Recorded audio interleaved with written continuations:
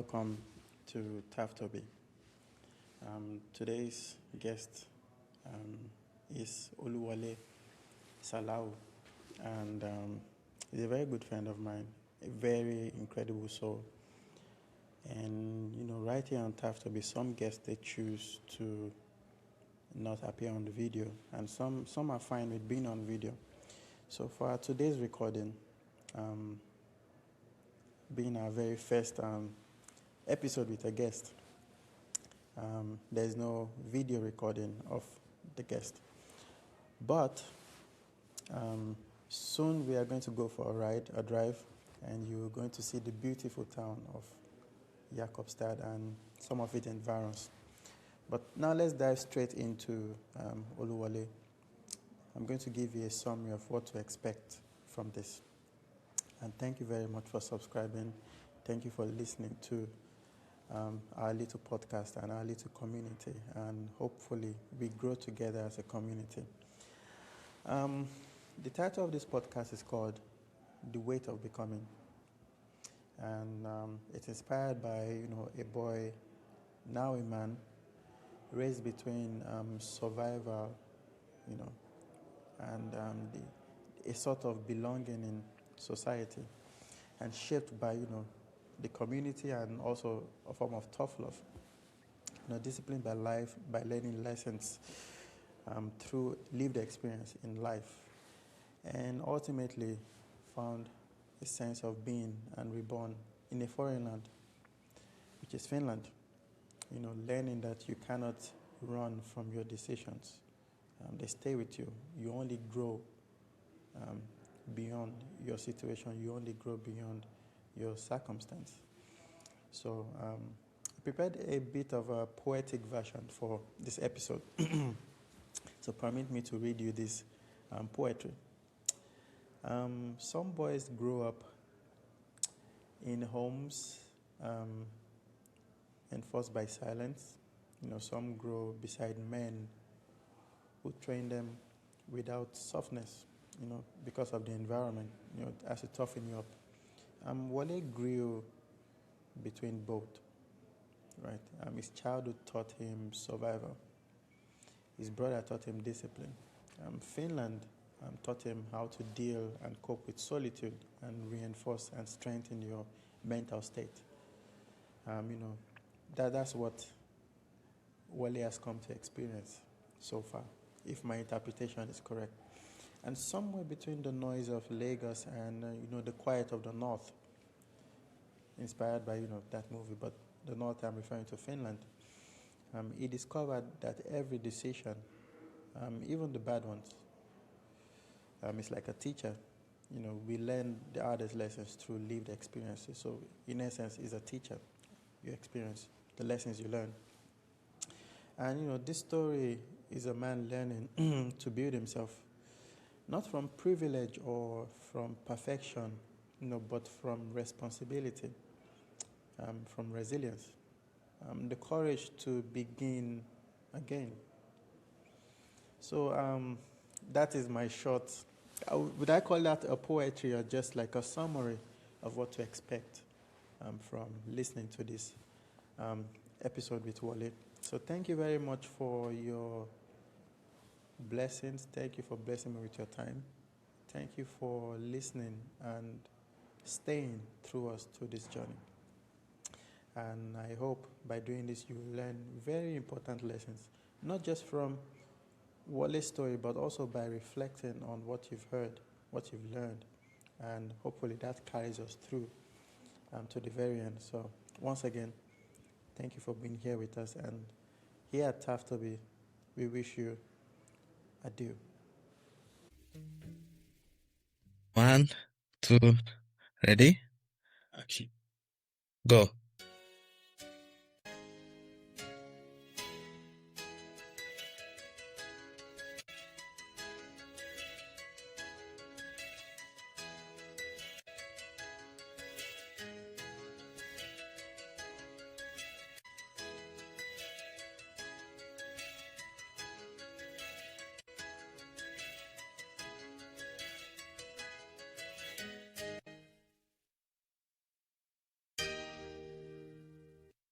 So thank you for honoring our invitation to Tap Study. Welcome to our humble podcast. Yes, thank you. Thank you so much. My name is Salau Oluwole, and I'm here to talk about myself, basically, yeah. So, but it's really nice to be here, and I'm so happy. Me and my friend, we are doing this together, and it's really amazing. And yeah, hopefully we do more of this soon again.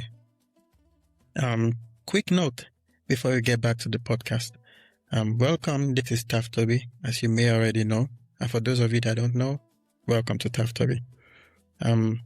Right now you can listen to our message or our podcast audio version on Spotify. You can also listen on the Apple Podcast. And subsequently, we'll release video versions on YouTube. But of course, you can still listen to the audio version on YouTube. And you can also follow us on Instagram. You can follow us on TikTok. You can follow us on Twitter. And you can just smash that like button. You can subscribe. You can share with your friends. And let's get back to the podcast. Welcome again to Taf Toby, and we wish you adieu. Tales from the ones before you. Hey, do.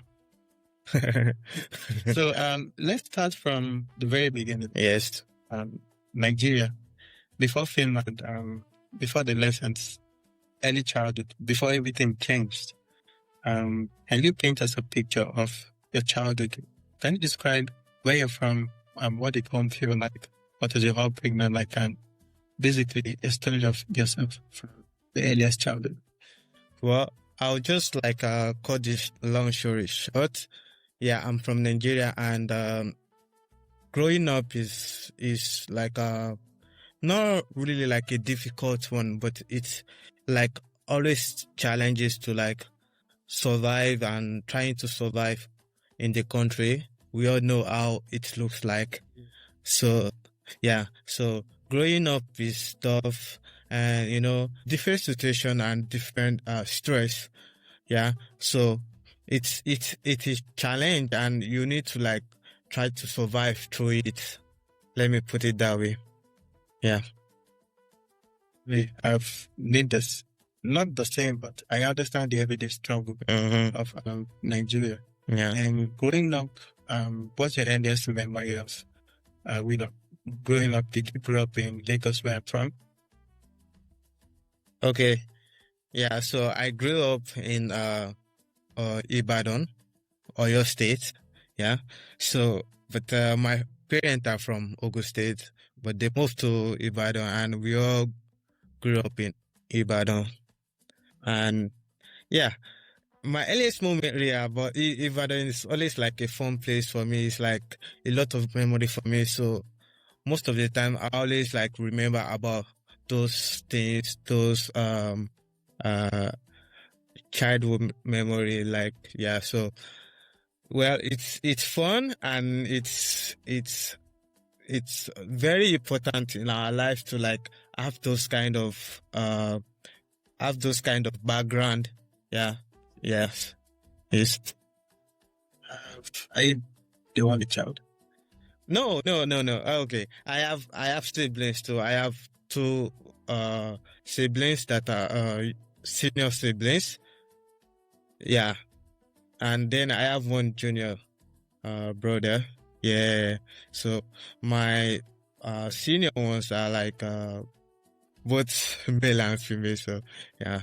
Senior sister, senior brother. So yeah. So from Ibadan, Yes. you became directly to Lagos. Yeah. Did you start your schooling in Lagos, or you also went to school at Ibadan? Do you mean like uni? Okay, like yeah, my earliest education everything was from Ibadan, because I grew up, that I can recall so well. I grew up like from Ibadan. Then of course my primary school, my secondary school was in Ibadan. That's where the earliest education begins.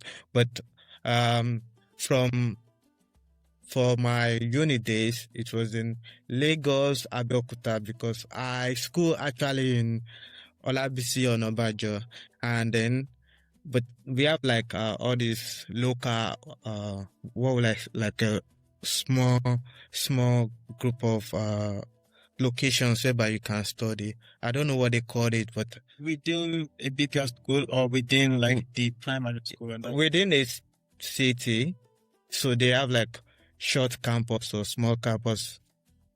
Yeah. So that's where I and my own address is in Abeokuta. So I need to like move between Lagos and Abeokuta. And then you mentioned Lagos.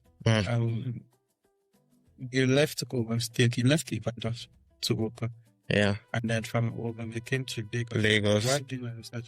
You came to Lagos to Yeah. live with- Yeah, I came to Lagos to live with my senior brother. Yeah, so yeah, that's basically it. Cause like growing up, staying with a single mom and everything, which with other three people in the same house is so challenging, and we actually need to survive. Everybody needs to survive.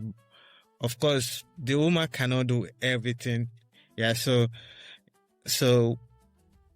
putting it upon myself to like be a good person, you're a better person or better man. Yeah, so that I can take care of my parents, Yes. You said the challenges of the business straight in Lagos. Yeah, so staying with my brother is like, okay, new opportunity for me to like go to another like city and try to survive on my own as well. Or yeah. And what was the first couple weeks or days or months like in Lagos? Because Lagos can be a bit hectic, especially for someone that has never been to Lagos. Prior to that, Well, I still remember some situation. It's so funny because okay, so my first week in Lagos, I still have like a iPhone 16, iPhone 6 with me. Yeah.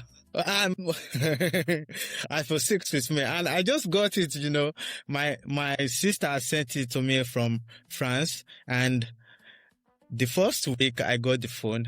I've not even used the phone for like a week. Yeah. Not up to a week. They stole the phone from me. I was going to church, bro.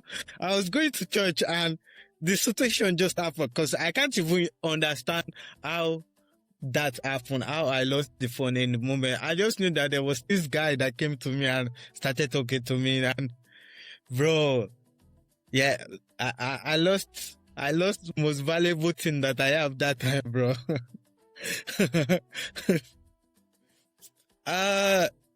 Maybe I'm 18 or something. I think 18, 19. Yeah. Yeah. 17, 18, yeah. I love stories on this because someone that approached me also. Because I lived around that age, I relocated to Ikorodu. It's more packed and more. Yeah, true. Even the main. Yeah. Some other places. And someone picked my pocket.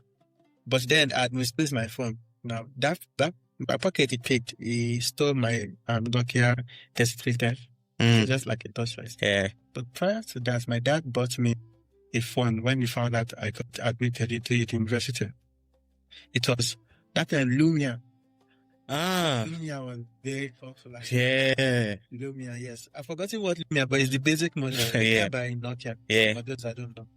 And he bought it for me. I was playing chess in this somewhere in school, and it was so intense that I put my phone on the table. And after the game, I left with the guy I was playing chess. I forgot the phone on the table. Yeah. And then I remember that I came back, the phone was gone. No more, bro. You know what? When I didn't realize that my phone was stolen, I went to the church. On my way going back home, I was like, oh, let me take a picture with my phone now. Of course, it's Sunday. Bro, Yeah, bro. Sunday morning, I want to cry, bro. I can't even go home and tell my brother that I can't. Of course, there's no way to call anybody, bro. I'm literally like super confused. I was like, how come did I lost this phone within? Bro, I even thought I lost it in the church. I went back to the church and they made an announcement that if they find any phone or something, they should bring it back. Only for me to go home and try to like try to remember what happened through the day and try to process everything. And then I realized that there was this guy that was talking to me. And he was hugging me. I thought you were my brother, bro. Bro, no love, bro. No love. Yo, so that was like the first lesson of Lagos. Yeah. I know, So, right? I mean, you plunged right into chaos, into Lagos. I'm guessing this might be a hard lesson, but probably not the hardest lesson. Yeah, probably not. What would be the toughest experience you've gotten from Lagos? I mean, if we to like look at it ourselves, the way the situation of Lagos is, you need to like survive and you need to be like smart as well. You need to provide, wake up every morning and you need to make sure that there is food on the table, and the condition of the environment is not even making it easy. There's a lot of people, there's noise, and all of this is like really, really happening, and you have to like deal with it. These are like the hardest like situation for Nigerians in general to cope in Lagos. And I wish it could be better. I wish people could like find solutions to like traffic, noise pollution, all of that. And dealing with all those stuff is not really easy. Mentally, it's going to like disturb you, and I can literally say that's one of the hardest stuff I had to like deal with from Lagos. But come to think about it, yeah, what I know is that there's like, if you have money, of course you can bypass all those stuff, right? Maybe not everything, but at least majority of it, you get your own car, you have your own house, you have your own business, unlike other low class people as well. It's not easy for low class people, of course. So yeah, and being in that situation is really, really, and that's basically the hardest lesson. Surviving, yeah, let me just say, surviving in Lagos. Yeah, and you live with your brother. Yes. I'm guessing, was it easy or was it home all the time trying to put you through that stage of your life, settling down in Lagos? And what was the idea? What motivated you? What do you think motivated you to go to Lagos, and why did it have to be with your brother? Was it the one that invited you, or what was that like? And if he invited you, why? I mean, yeah, okay, so of course, like I said, back with my parents, it wasn't easy. We need to survive, and of course, I'm growing up, and I need to like face reality about things. So he invited me to like stay with him. At least it's gonna reduce the stress back with my parents. So, and staying with him, it's just to like push me through about life, teach me what I'm lacking back with my parents. Maybe like, like how will I say, like a man ideology, yeah, mindset, yeah. So I think that's what he has in mind for me, and living with him was like so insightful.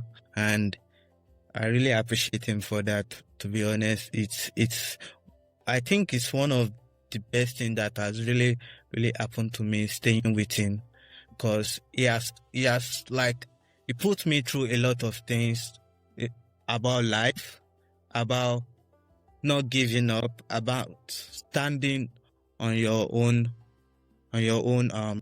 truth, about being loyal, about being trustworthy. Yeah.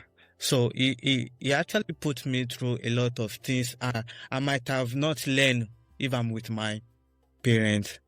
Yeah. So, but I think he has already fought the battle. He just wants me to he just hold my hand to go through my own battle as well. So I think that's basically it. But it was a great experience. Great. I'm grateful for that. The impact. It's the best, I think. Yeah, that's actually a very lovely and selfless thing. Yeah. I think siblings, especially brothers, they can be a way where you hope for the best for the younger ones. Yeah. Talking of like a brother or a sibling, Yeah. that's like in a older age, and they're looking at the rest of the siblings, you wish more opportunities and more experiences for them. Yeah.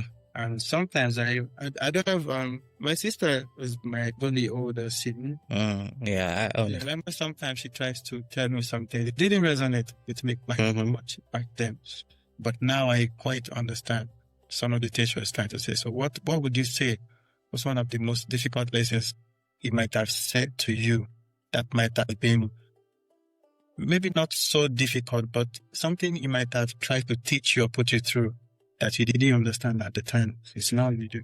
Well, there's like a couple of lessons, but I'll mention something about home and surviving. Because when I was staying with him, definitely I need to do stuff in the house as well.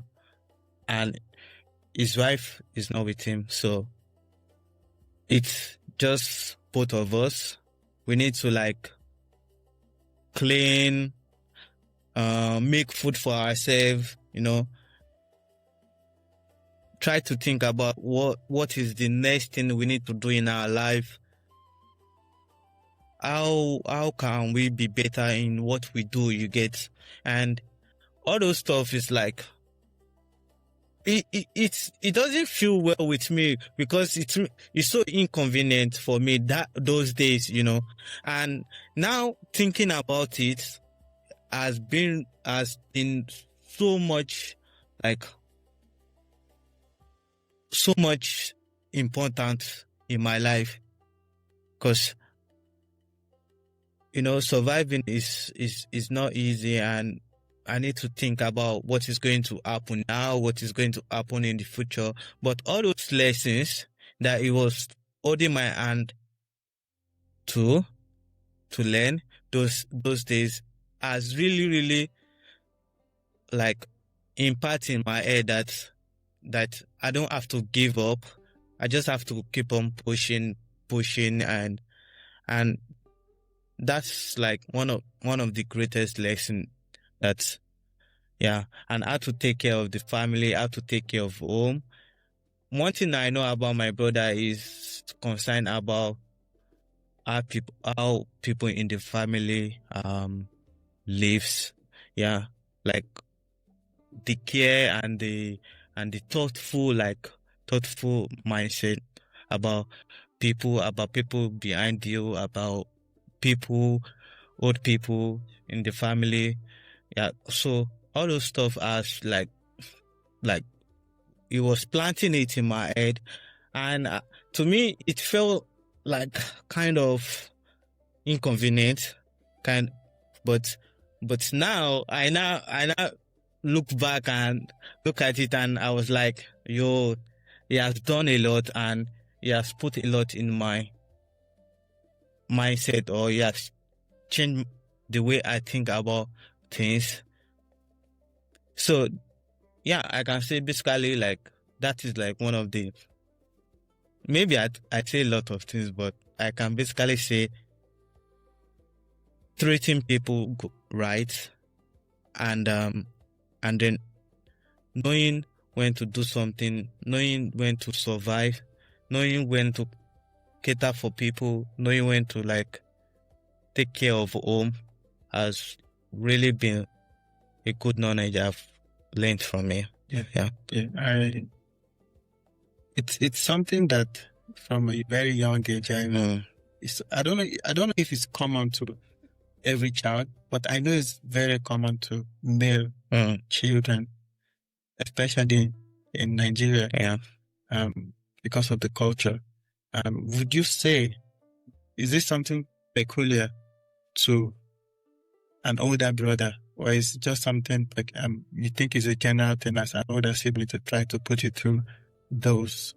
I mean, in Africa, it's born to be like that, but I'm not going to like stereotype it to only Africans, but I feel like in general, the higher siblings are meant to, well, that's how I feel, are meant to like hold their junior ones with them. But of course, things change nowadays and things is going different ways. So it all depends on who is the older brother, or what does he even like know himself, or what's the junior one is he ready to be lifted, or you get what I'm saying? If the junior one is ready to be pulled as well.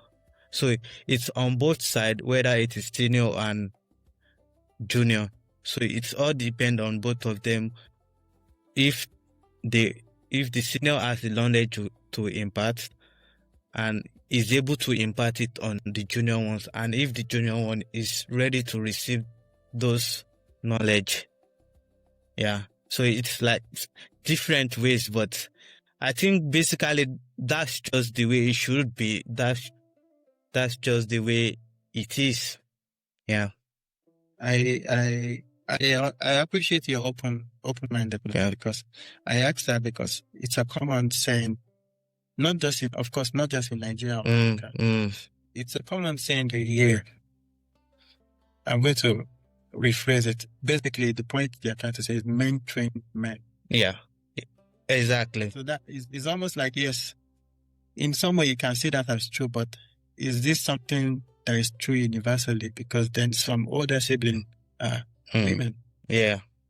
But you find out that most people agree that men train men.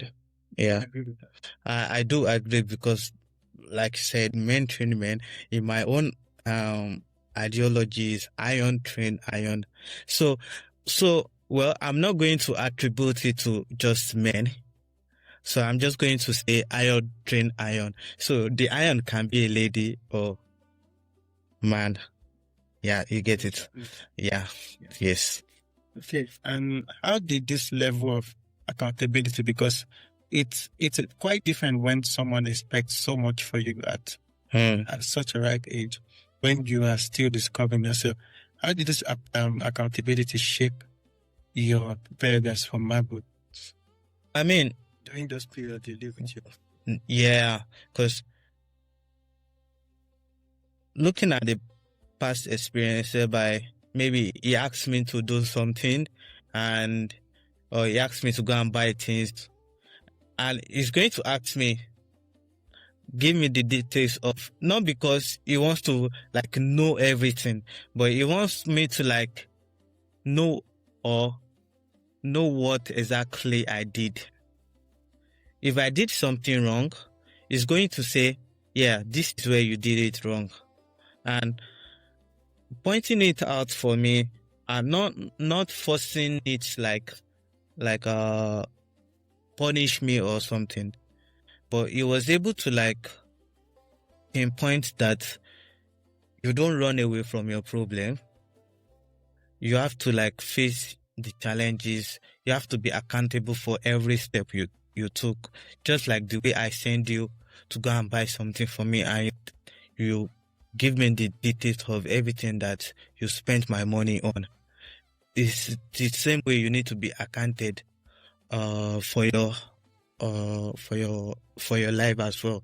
You need to look into the details of things you do, things that is imparting, things that you are spending your time on, those stuff like that. And so it has been like that the whole time staying with him, so that I need to be like accountable for everything I did. So me now, like being myself now, staying, as like the thing is like part of me. Yes, that I need to like think, what are the things I need to do? What are the things I need to like work on? How can I do things better? Of course, it's not like I'm still perfect anyway, but I'm just like, I just think about those stuff that, okay, maybe I could do this, I could do that. That's the being accountable for yourself, I believe. Yeah, so it has really impacted me, and it has been with me like that, growing and spending my time with him. So yeah. I understand. And do you think this actually was what led him to later on invite you to Convention? Well, I don't think so. I don't think so. Not like it dumped down on me, but because I don't. Okay, there are some. Before I went to school, they're like, sometimes I just stay at home doing nothing. So it was like, of course you can come to my office with me. We go to the office together, and maybe you'll find something. Sometimes I don't even like really work for him. I just do my own stuff. Even when I'm at his place, at his office, I just do my own stuff sometimes. And when there is like work for me, I also like do it for him. So it's not really like he's saying I have to do this, I have to do that. It's just my own personal interest. Of course, if I don't want to go, or I want to go to somewhere else, definitely I will just go to that place, because that's the way he sees it. So the times where you were a bit involved, did you? What did you take away from that experience and the nature of the work? Well, like, is it traveling agent? Yeah, he managed to like teach me some stuff about traveling agent, but I guess my own ideology is different. My own what I want is totally different from his own idea. But it's fine with it, because usually he used to tell me it's not because of what I'm giving you. That's why I want you to come here. I'm not forcing you to come. Just be yourself. If you are here, spend your time well. Do something meaningful with your life. Basically, that's what he used to tell me. And sometimes it's not even, sometimes he traveled, and I'll just willingly go to the office myself and do what I want to do. And not like he will give me money to go to the office. So he's still spending money, even though he's not like in the office, or there's no work at the office. But it's because me, I choose to go to the office. So yeah, but the main thing I can say about if like it has impact on me is because I feel like, okay, there's a lot I can do for myself as well. And I need to just create that space, environment, so that I can thrive. So basically, that's the only thing I can say there. I'm just trying to like strive through the channels given to me. Yeah. Yeah. That's quite a lot. Just starting from. Did you ever have similar responsibilities before you went to Lagos? Even with little things like handling the chores at home, and maybe taking care of like. Well, I can't, back home with my parents, I can't really say I have similar experience because, to be honest, I don't really, there's like some things I can't remember, but little things I remember is that I was only helping my mom with her shop, stay at the shop, help her with errands. Basically, that is it. Eat, sleep. But the story shifted when I moved to Lagos. So yeah, it's a different scenario entirely. But with my parents, I was just trying to enjoy myself as a young kid does, and started to trouble them and stuff. Oh, that's nice. And you were 19 at the time. Maybe I think And you went to Lagos. when I went to Lagos was like, I can't really remember the age, but between frame of being 16 to 18. So yeah, let me just say like that. Okay. And how long would you say you stayed with your brother in Lagos? Well, I stayed with him. Of course, I went to school. Yeah, so I used to go to school. From school, I come back to Lagos. Or yeah, I usually stay in Lagos after going to school. So I can say around 4 years. Yeah, since I moved out of my parents' house. Let's say 16, and school and everything, and I traveled 2021. Yes, so let's just say 4 to 5 years I was with him. Yeah, but not like full time with him, but of course I went to school and all those stuff. Yeah, but I was with him for that amount of years. Yeah. So for 4 to 5 years, you're with your brother in Lagos. Lagos basically became an open classroom for you. Yeah. Learning too difficult. Yeah. Interesting. Lagos. And then discipline also in the form of your brother and also your own personal experience in the world became your teacher. Yeah. And I caught something you said, and I believe those were your brother's words. Yeah. And you cannot run from your bad decisions. Think of that. Your decisions are your bad. Yeah. Yeah. Whether it is good, whether it is bad, so far you're the one that made the decision. You have to face the consequences, because you can't run away from it. If you try to run away, the consequences is going to wait for you. It's going to wait for you.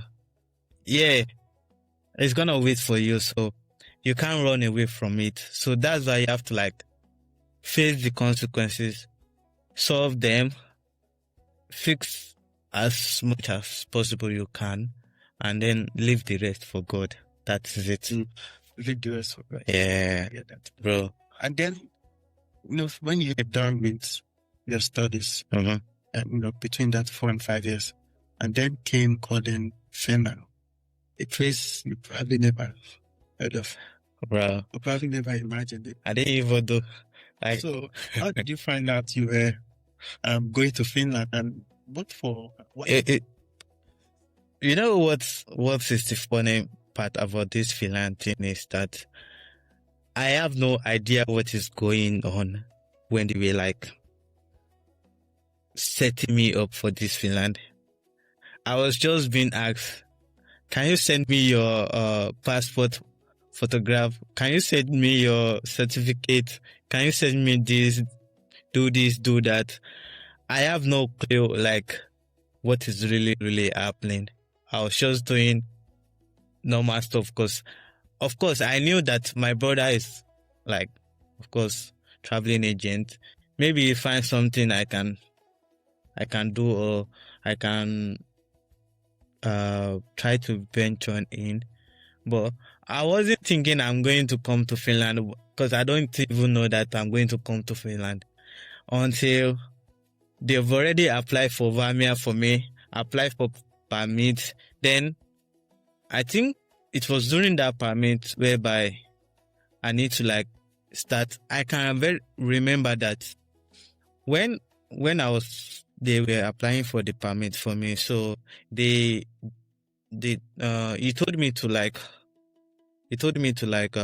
check the progress of the permit, and so that's when I was like, I started. That means they've already applied for Vamia already, and Vamia has already given me admission. Yes, and I have no clue about it, bro. Yeah, so he was just telling me to like check the progress of if there's anything. Then I couldn't resume my section because I was supposed to resume with you guys. Yeah, so I couldn't resume that January, but so I had to like start messaging Vamia that I can't resume that January, the next section. Then that was it, and Vamia said yes, it's fine, and because I have no clue about what is happening already, but yeah, I found myself here. So, but glory be to God, Sha. It's funny you mentioned that because I was also supposed to be in your set. The set you eventually ended up in. Because I called Vamia and Klaus picked up. Or whoever was at the application desk, we directed me to Klaus. Klaus was the guy at the time. Yeah, I think so. He told me to come in August because by January I was still getting my papers processed. I wasn't approved yet. So he told me to come in August. But my visa was already, how would I say? It's like okay, the process. My visa is on the way, like coming, but it has not been delivered. Yeah, I think I still have 2 weeks to go. School has already started in January, and I was supposed to get it middle of January or the end of January or something. Yeah. So he just told me to come and resume in August. Yeah. And I was like, no, I don't want to. So I came anyway. I was like, okay, if you want to resume in August, no problem. I'm going to come. And if I get a job, I'm just going to work. Before the school. When I came, I messaged him, I'm already in Finland. I was like, okay, then you can just join me. I know. I thought I was going to resume in August. For me to do it just to. Okay. Yeah. Yes, but it's just so like it's so funny that the way it happened for me, and I had to like start preparing or getting. And you know what is funny is that time I'm already working like for myself. Yeah, I was doing freelancing work. I was doing UI designer, and I was earning money. I was okay, earning little more, not like okay, but earning as much as, and I was able to like do stuff like get my own plane ticket. Maybe not everything, but at least I have something to like put as well. So like my efforts, and it's just thinking back about it. It's just so funny that okay, I pretty do kind of survive actually. I did survive in Lagos. Well, what went through your mind when you found that you were leaving Nigeria to come to Finland, an unknown town? Did you have siblings in Finland? Did you have maybe a family friend in Finland that you could depend on? Yeah, so. And what was it like living your already established Finland? Because it could not, you probably saw that this thing you're doing could become something. Well, I felt like, okay, like having something to do is nice, and going to another kind of country is another surviving journey, which I'm ready for. Yeah, I'm actually like, I love like challenges most of the times, but not to like, what I feel about is that there's always opportunity, and you need to like be available for the opportunity to reach you. And seeing freelance showing up that, okay, this is the time to like be on yourself, be on your own, use all those knowledge you've like attained from your brother. This is the time to like utilize it. So I feel like it's a challenge, and of course I'm not going to relent. I'm going to accomplish whatever is meant to be accomplished. And so that's like my motivation. So I don't need to like really, really worried about things, because I know I'm going to strive and be a better person. You understand? Yeah. You're so sure of yourself. Whenever you find yourself. Well, it's a bold statement, but one thing I know is that how bad can it be?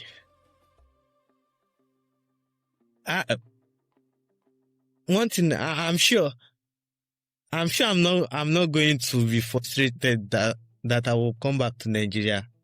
I'm not going to put myself in that situation. Yeah.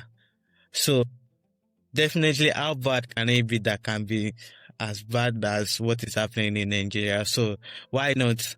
And me working as a freelancer in Lagos was like, well, I was like, yeah, this is another open challenge for me. So let me just take it and see what.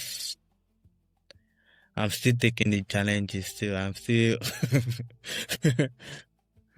Well, yeah, exactly. But it's really like an amazing journey so far. Thanking God for that. Yes. Can you imagine? Mhm. What was your first impression, and what was the first week like in Finland?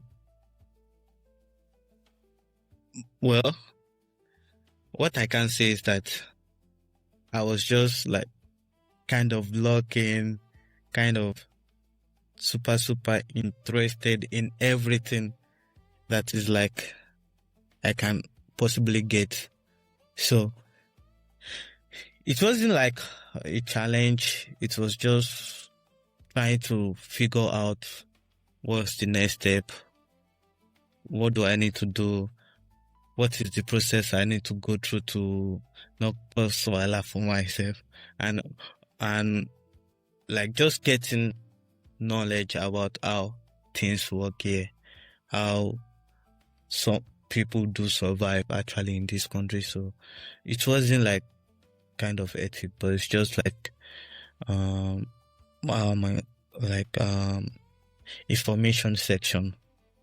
Yeah. So you Yeah. strategize on planning and what to do next. Yeah, I mean, yeah, how to survive. Did you have a specific objective in mind, or it was just like a general thing? Then when you figure something out, then you zone in focus on?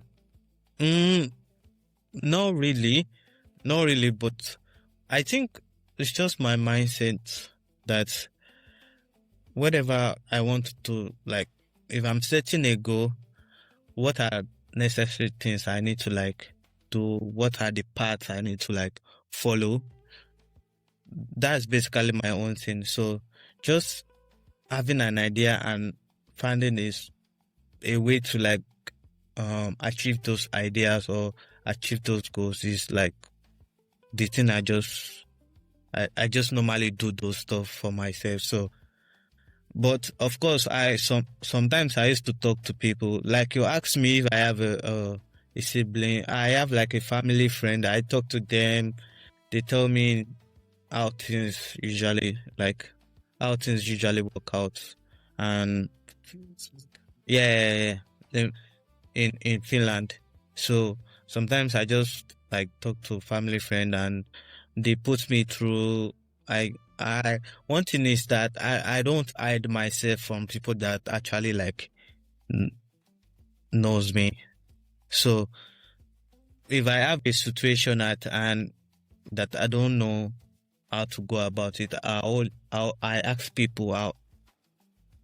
I ask them how possible can somebody do this. Sometimes you get information that you are not expected, and those information will be so super helpful and useful. Sometimes I even do go to what's it called, this place when we come that we have to go first. For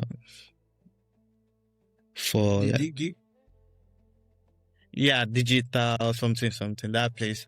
Sometimes if I need like any information related to like Finland or something, permit or something, I do go there and ask what is like necessary. So my own is to like ask, see, get information, utilize those information I can utilize, then yeah. See, because most people don't say that. Most people, talk about how new and confusing and maybe anxious. Yeah. Like some things like, okay, now I'm in this new country. Yeah. I have X amount of resources with me. How am I going to spread this through? Yeah. When new income, things like that, but we are going to get to that. And it sounds like you've been so active in spirit and in body. But when you came to Finland, where exactly did you study this? What did you study? And what was your reaction? Your first week, first month. Not maybe you have to get be isolated because of it was an Yeah. So you probably were not in studying, like in studies for Canada. But when you came in, or did you even have to be isolated? No, yes, I did actually. Through that period, isolation, then, No, it wasn't like something serious. They only told me because, of course, I traveled, I had a journey. Yes. So I have to be like at home for a certain amount of days. So that was just it. And after that week, I think the next week is when the studies actually like started. So I came earlier before the studies, of course. But so that means the study started like, I think it was a week after. Then I did my isolation during that week. So it's just 1 week. Yeah. So I thought it was. I just didn't assume that. So it wasn't like that much of a thing to my mental health. I don't need to even think about. I didn't even think about it because I was just at home with whoever I was staying with then. I don't want to mention his name. So I was just at home with him and we were just having fun, playing games and talking about life basically. It's not something really so serious. So so we're just having fun. And that is it. No more. I don't think there's any thing I'm going to say. Yeah, it's just normal that, okay, you just come to Finland, you are new, stay at home, yes, watching movie and playing games, and that is it. Okay. Yeah. So where in Finland did you first go to? And then where in Finland did you start? Do you mean like my studies? Okay. So some people go to Helsinki first. Yeah. And me, I went to Jakobstad first. Yeah, but when I came to Finland, I landed in Helsinki, of course, spent like 2 days. Then I came to Vasa straight. So I was like, since I came to Vasa, I've been in Vasa for that amount of years. I love Vasa, so yeah. Since I study in Vamia and doing waitering course is not like easy peasy, but surviving is like a tool that I have in my pocket I'm using.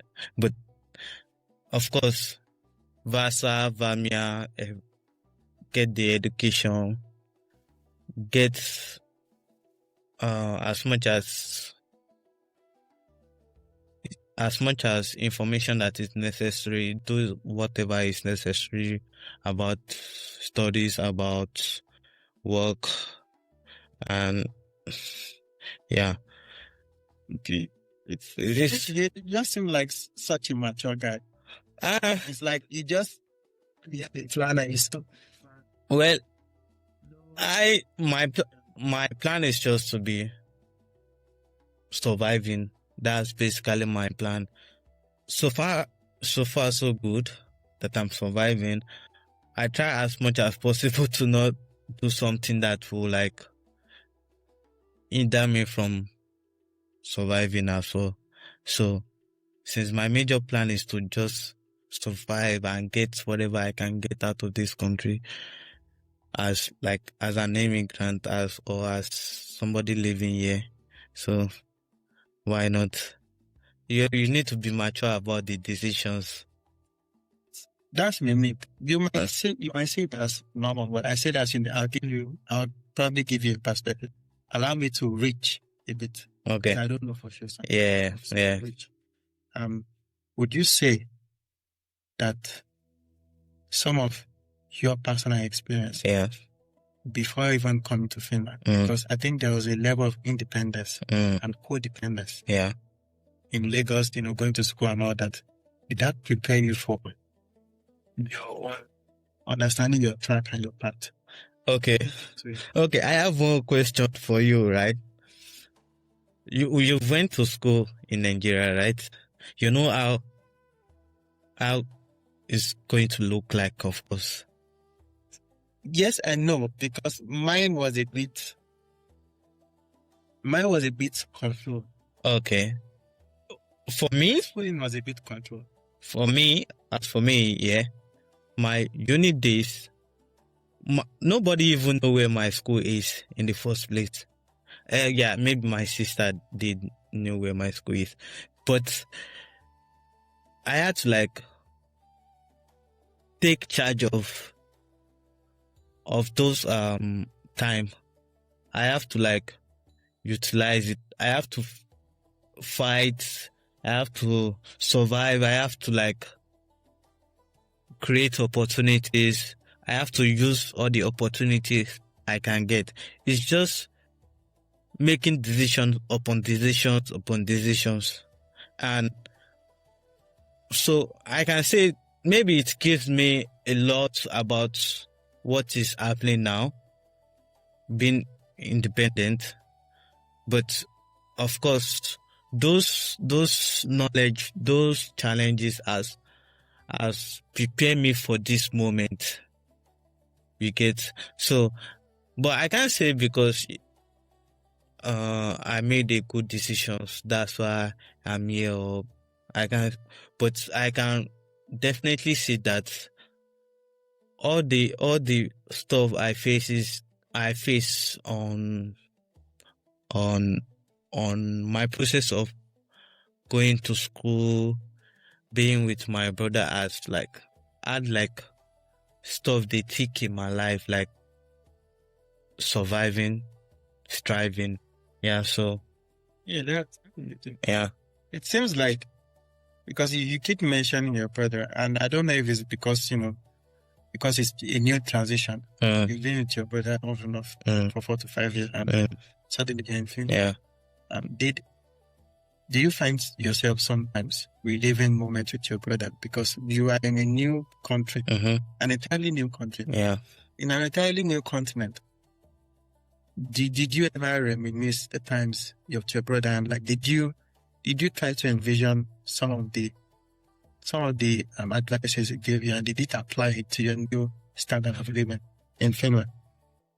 Well, I can definitely say yes. Sometimes I just think about those stuff, the way he talks, the way he does things, and I'll feel like, yes, I want to do this for myself as well. It's like literally saying a role model, and you are emulating that person. So basically, my life is more like more like that. He's basically my role model. So I try to, because when I was with him, I see the way people take him, the way people like address him. I want to be like that or be more than that.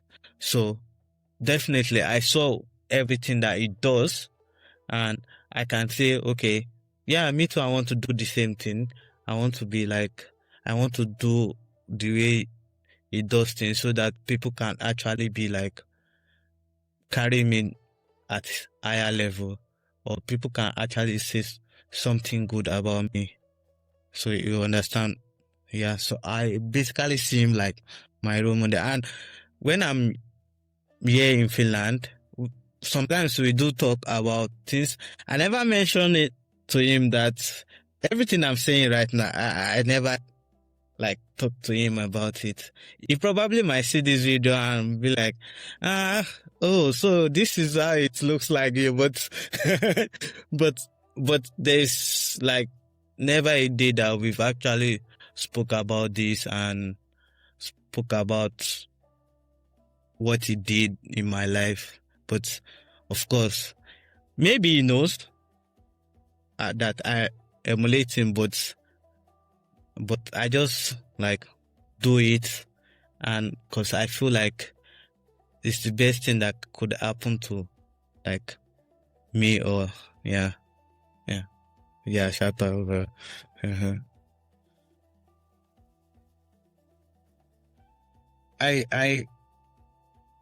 It's your story. So I wanted to describe if you notice any difference in how people live, not even just the Finnish people, but also people like you and I, where we come. How is there any difference in how they live, how we connect, how we go through our day-to-day, juggling all of the schedules and functions of life that we have to go through every day? In Finland, any different from that? I don't know how I'm going to answer that question, but I can definitely say that there are like few differences, but at the same time, everybody has been a human. We have like general characteristics of being a human, but I don't want to talk about cultural background or everything, or religion or but I think maybe there's difference. Especially from your perspective. From my own perspective, there's definitely there's different. The way people used to behave in back at home, people just want to survive, right? Back at home. But yeah, in general, everybody's just living life to their, not to their taste, but to enjoy, striving to enjoy. But back in at home, everybody is trying to survive. There's difference between the two. You are because there's always a day that there's always news, something that you're not expecting, all those stuff. But yeah, even if there is news, those bad news barely happens. Yeah. And the way people used to think back at home is different from the way they think here. I don't want to go into these things, but I just feel like there's a lot of difference, and those difference, you won't know that you are even doing those difference, yeah, until it is big enough to like notice it. Is there not to any specific person? Yeah. It's above. Yes. I mean, okay, no, I don't even need to like say individual. The way you eat here is different from the way you eat back in You mean the quality of food or just the way I eat? The quality of food. Yes. Now you're thinking about I need to like eat balanced diet, but back at home you are trying to eat to survive, bro. Yes. Just eat anything that is available. Yes. Yeah, because I was actually thinking about this the other day. That now I'm thinking of nutrition. Yeah, exactly. Like I didn't notice, honestly. You have absolutely correct. Like I said, you won't notice until either in a restaurant or just at home. I tend to try to, if I put like 5 spoons of rice or something, I put enough veggies or protein, chicken or protein or something. I mean, or something like yes, that, balance it. Yes. It's not that I've just eaten one thing. Yeah. I eat more food. Back when I didn't eat fruit. Bro. Yeah, I eat fruit. You eat something to fill your stomach back home. So there's definitely like a lot of like differences. But like, of course, we human, we have also like the way we think, the way we talk. Those differences are also like part of us. But I don't know if there's like, is there any struggle? Like, yes, of course, people. It's not all good. Nah, it's not all good, bro. Is the struggle? The struggle probably is not the same, but yeah, is the struggle? Yeah, and then. Well, I really can't pinpoint, but I can say that. Maybe for you. Okay, for me. Did you have any struggle? No, not necessarily about someone else. Did you have struggle? Back. Okay, let me talk about myself. Back at home, I had like a lot of interactions about people. I talk to people almost every day. I talk to my brothers. But yeah, if I go to work, if I get back home, bro, I'm just sleeping, bro. Yeah, that's the only thing my brain is like. So there's like a lot of loneliness and quietness that is happening within people's life in Finland. But back at home, there's a lot of noise, a lot of things happening, a lot of activities. Yes. Come and meet you. Yeah. So, but it's totally different here. Yeah. And I mean, kudos to all those guys here that are doing wonderful and trying to bring everybody together. But still, it cannot be like when you are back at home, you know. So I can definitely say that's like good fat of. Yeah. Especially if they are just coming to visit, like a month or 2. They just come and the first week or first 2 weeks, they just love it. Like, yeah. They are like, wow, this is so different. They love it. Like, yeah. Going on walks. Yes. Looking at everywhere, like looking, sighting. And yeah. After 2 weeks, they begin to notice something. Yeah. Like, okay, you went to work. It's not like you went to work early in the morning, like 7. You went to work 10. Then you're coming back by the evening. So what's next? We've only seen each other for 2 days. Yeah. And then you want to go to bed. Yes, exactly. Like, they begin to see another side. I mean, well, I can't say, maybe because it's where we are from, there's a lot that is happening. Let's not say. So if we are to compare like America with Finland, I don't know how it looks like in America, but I don't know if it is boring. Let's not even talk about America. Let's talk about other countries in Europe. Is it the same way it looks like in Finland? Is it the same way for other countries in Europe as well? These are like things that we need to like also look into. Because if somebody from Europe come to Finland and they might not find any much difference, yeah. But of course, because we are from like kind of a lot of activities is happening, we might say, okay, yeah, there's much difference. So it now depends on how who is viewing it. Some people might prefer to they prefer the highs and lows, but some people prefer just the mid balance, quiet, and everything. You understand what I'm saying? I'm definitely one of those people like that. I prefer just to ease through that. Yeah. So yeah. 3 years ago, I never would have imagined doing this. Yeah, exactly. Who could have thought? Who could have thought we'll be sitting down like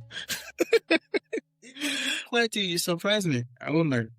oh I remember 3 years ago ish, 4 years ago. yeah. When I was talking with just maybe a class of myself. I don't know who. It could have been a fellow Nigerian. But then, they saw you and they're like, who is that? This is my roommate. Oh, for those of you listening, my wonderful friend, they used to be roommates. Yes. Back in the days. Yeah, back in the days, we used to be roommates. And then, I remember always telling them that, oh, he's more quiet than me and he's smarter than me. Everything about me is times 2. And then they're like, oh, really? I don't believe that, bro. He's trying to be. I don't believe that, bro. So, and you doing this now actually is quite a shock. You doing all of this. Yeah. You had it to be all along, but it took something. Yeah. I think. Were you even expressing back home in Nigeria? Or did Okay. this climate? I think basically this climate brings. Of course, I said I was working as a designer, freelancing. I don't have any office. I just go to my brother's office to go and do design, go and do my work, and go back home. It's like I would never thought about doing this in the first place. But then some couple of years ago, I thought to myself okay, I need some kind of level of independent. I want to create something. I want to be I want to be so impactful in people's life. And the only best way that I believe I can be so impactful in people's life is through what I have, what I know, and things I love to do. And I feel like it's not going to take me anything, just doing what I truly love to do. And it's just putting the energy and the focus into that. So that's why I'm doing all of this, and I'm so happy because my attention wasn't even on it in the first place. It was through somebody that put my attention into it. So I'm not going to mention that person's name. Jesus. Yeah. So it was, so they put my attention into it, and I'm so grateful for actually discovering it for me. So it's been a fun journey anyway. It's a lot to unpack, but yeah, we thriving, yeah, and we hope for the best, of course. Hoping for the best and hoping that there's gonna be a lot more going to happen in the future. So I'm not going to be quiet like you said. I actually love that. I appreciate you taking the step to be more and to find yourself, because believe it or not, it might not seem like a lot to you, but it is a lot. So congratulations for doing that. Thank you, bro. Quick note before we get back to the podcast. Welcome. This is Taf Toby, as you may already know. And for those of you that don't know, welcome to Taf Toby. Right now, you can listen to our message or our podcast audio version on Spotify. You can also listen on the Apple Podcast. And subsequently, we'll release video versions on YouTube. But of course, you can still listen to the audio version on YouTube. And you can also follow us on Instagram. You can follow us on TikTok. You can follow us on Twitter. And you can just smash that like button. You can subscribe. You can share with your friends. And let's get back to the podcast. Welcome again to Taftobi, and we wish you adieu, tales from the ones before you. Edo, I've noticed a theme of something you said, but from the time in Lagos and your time still in Finland. Maybe not today, I'm not sure, but we're going to get to that. But 2-3 years ago, there's a constant theme of survival. But when survival is no longer about food and shelter, like I know it is back home. Yeah, back home, And right now, it's not the very first thing on people's mind here in Finland. Yeah. So when survival is no longer the priority when it comes to food and shelter, what do you think fills that space? Because there's no such thing as a void. To some, it's identity, rediscovery of themselves. Because some people lose themselves in a climate like this. Yeah. Some people go crazy. Some people are so closely guarded by parents or by siblings or by the society, by the community. Because the community also has a role. You know, that's Yeah. Yeah. And now they're free, so to speak. No one is, out to put them to day to day. Some people get lost going to the clubs every day. Yeah. Or, doing something that probably they were not.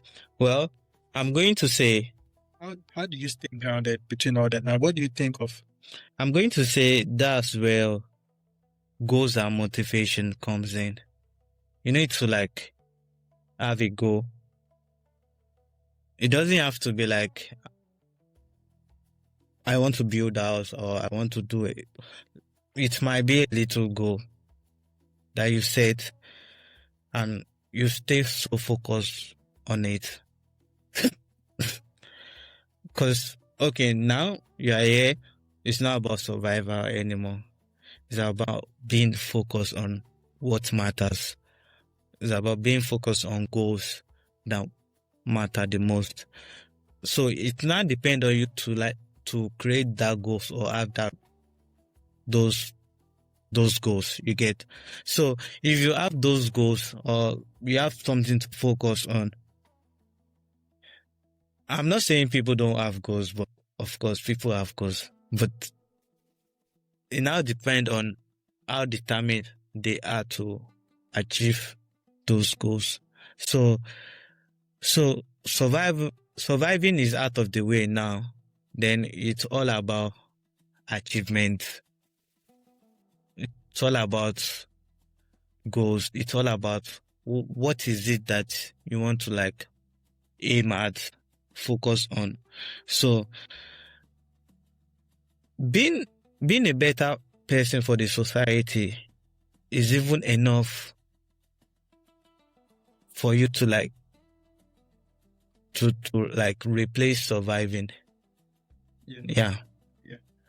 So you having a goal to be a better person, there's a lot of things you are going to avoid or a lot of things you are going to correct about your life. So having those goals takes the surviving instincts. So they take charge of those surviving instincts. Now you are no more surviving. Now it's another thing. It's about goals, achievement, what you can do to the society. I understand what you mean. But some people listening to this say, and I'm actually quite impressed with your perspective, because not everyone, especially I understand you're not like a young guy, but to some people listening, they'll be like, you are. Yeah, I'm so young. Below 30 is quite. Yeah, I'm so young. So somebody asked me what was my age. like yesterday, and they told me, I think you're 22, so I'm 22, please. So, I'm I'm 22 to some people, please. Because why I say that is, I'm trying to understand what attributes to you makes you of this opinion, this philosophy. Is it by you finding yourself before you came to Finland, going through the things you went through, and you finding yourself before you came to Finland? Or it was a spontaneous thing. Immediately you came to Finland, you had some time, because it's not just about survival, you had some time to reassess your being, your becoming, and then finding yourself. Well, it has always been like that for me. Finding myself like still cautious of things I'm into, be it friend or be it social life.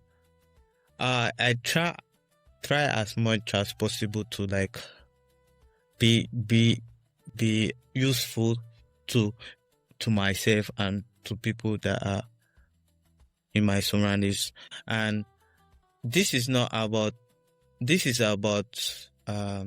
things that has happened in the past. Being alone, being with somebody, being with doing things for myself. So me coming to Finland is the only attribute I can like say that has contributed to my ideology is the constant effort to like make things better, make people around you feel your impact. As like maybe I can see that's like the attributes that has contributed a lot to my to the way I think about things, or to the way I take life. So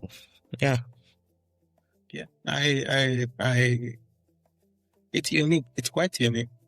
I don't have to keep reiterating it, but it's true. Because I meet some people, and then when I'm not judging it. Yeah. Yeah, exactly. Because even me, when I came, I started keeping dreadlocks, and some things I wouldn't do when I'm back home. But I had dreadlocks too, bro. He was not dreadlocks. Yeah. Okay. We are just trying to express ourselves, or just trying new things to see what they like and what takes.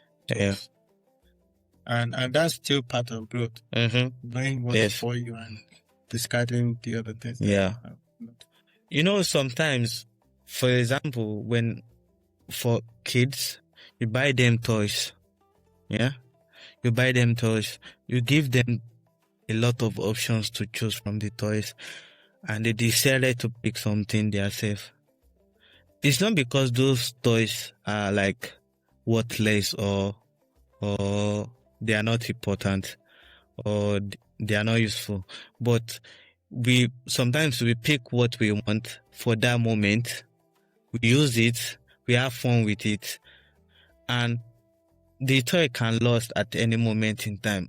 If that toy lost, we are going to pick another toy, right? I'm just using it as an example. So as we human too, maybe our character is like a toy. There's a lot of toys available. We pick among those toys and we use it as ourselves. And when we feel like, okay, this toy is no more useful for me, I don't think I can go on with this toy, or I don't think this toy is as important for me at this moment, we discard it and then take the useful toy, or the right toy for the moment. So that's just life. Some things like the toys are passing, and some things stay. Sure. So yes, for our viewers out there are trying to rediscover themselves, understand it's a process. Don't feel bad trying to compare yourself with some others. So others are trying to compare yourself with us. They've been Finland for 10 years. Yeah. One thing I'm so certain about is that, like, my family friends that are here, when they have they are talking about things and I'm thinking about those stuff they are saying, I just feel like I'm not there yet. Not like I'm not going to get there. For example, imagine someone called me. I told somebody that I'm going to Nigeria, right? And he called me and said, Wale, I think I'm going to go to Nigeria with you.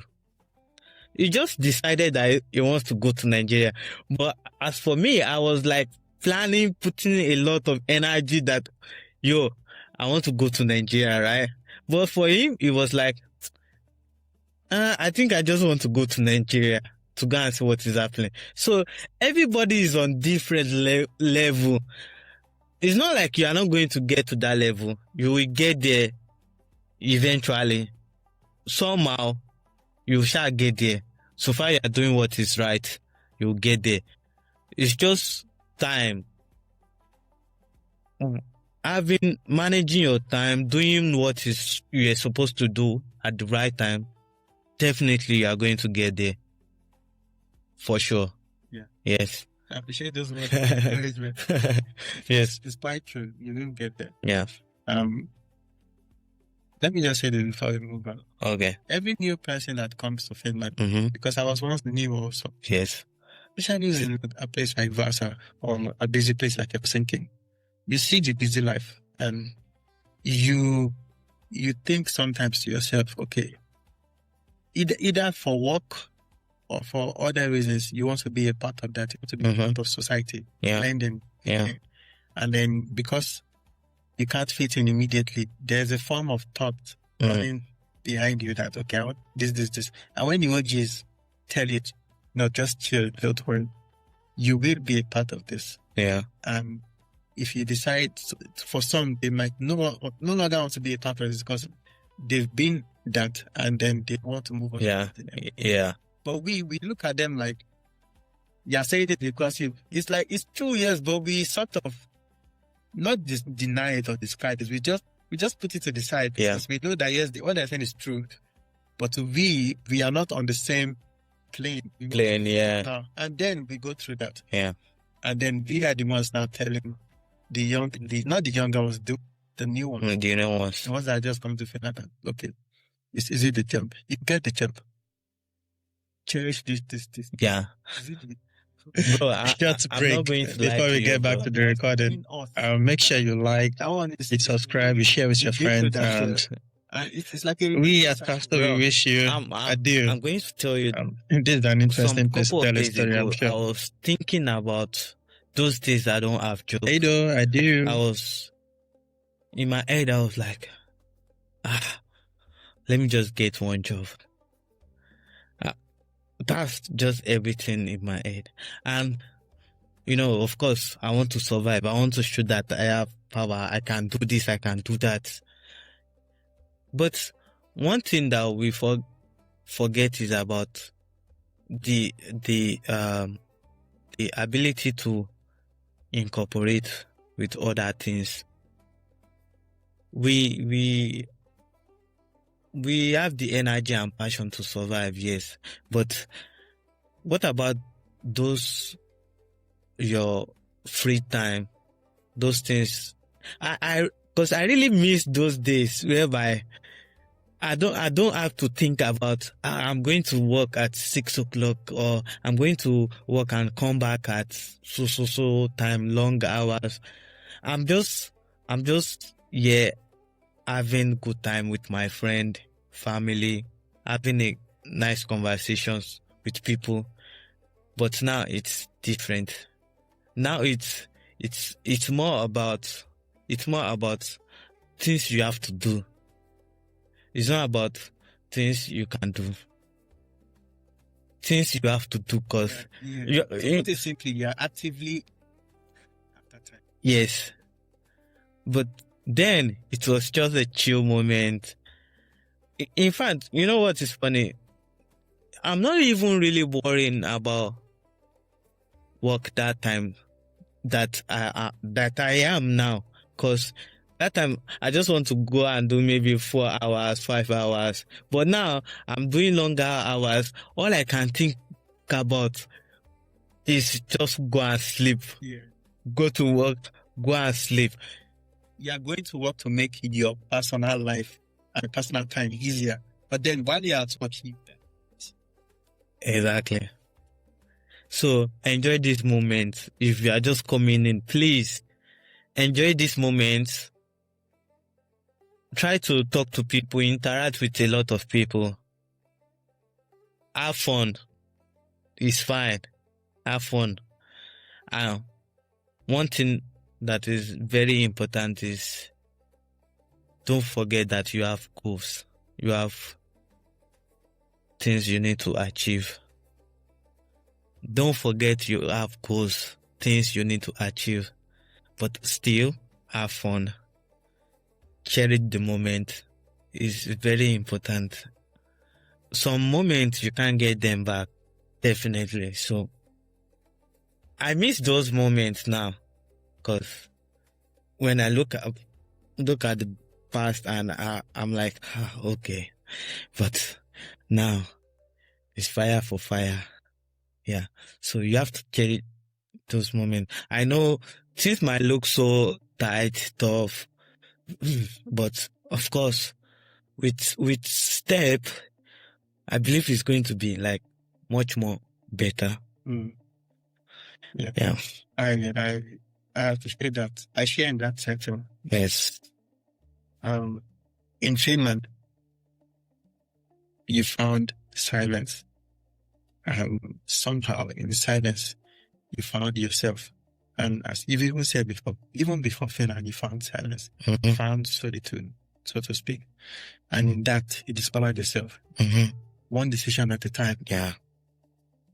Consistently, which is key. And you know, every chapter in our lives act as a teacher. You know, some speak kindly, and others too, unfortunately or fortunately, painful experience. My experience, yeah. Can you tell me about your teachers? You know, the ones that didn't stand in classrooms, the ones that were out in the open body in nature, for you to learn from, experience from. Like they used to say, experience is what that word goes a long way. You just have to do something that will give you experience, right? So me trying to like get a work, me trying to secure those work, me trying to be like survive, all those experience, they are teaching me something. They are teaching me that there's a lot to be done in future, and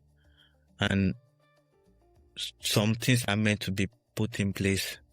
Yes. So those experiences are like, they are like carving or sculpturing me. And if I can't say in specific like this is one experience that, or this is one, but I'm very certain that there's a couple of experience. Is it from film box I'm going to say, or is it from working with other people, or working with Finnish people? There's always a lot of experience, but those experience, use it, they're like superpowers as well. You use it for your future. They're like two sports. There's a lot of stuff in two sports. When you are supposed to use some spanner, you use spanner. Yeah. So, and one thing that I learned is that those experiences, when they come, just appreciate it. Some are not good, but you have to take it. They might be your own personal decisions. You don't have to put yourself in a situation whereby it's going to drain your mental health. But believe that this experience is shaping you, is carving you for something. Yeah. So that's basically like what I used to tell people. You can't do without the experience. They are like your best teachers. Yeah. Do you recall any one of those experiences that carved you to the most or shaped you deeply? Whether in Finland or outside of Finland? I mean, one of the experiences that shaped me deeply was like a personal one. It's all about my family and what I did experience with them. So, of course, I feel like those experiences, I want to do much more better than that. Yes. And I feel like maybe there could be other ways it could be done, or maybe there's still a solution to it. But I just know that I have to be much more better than both for myself, for my future, for my generation. I just feel like, okay, it could be much more better. I could do much more better than that. So, like I said, it's a personal experience, and yeah.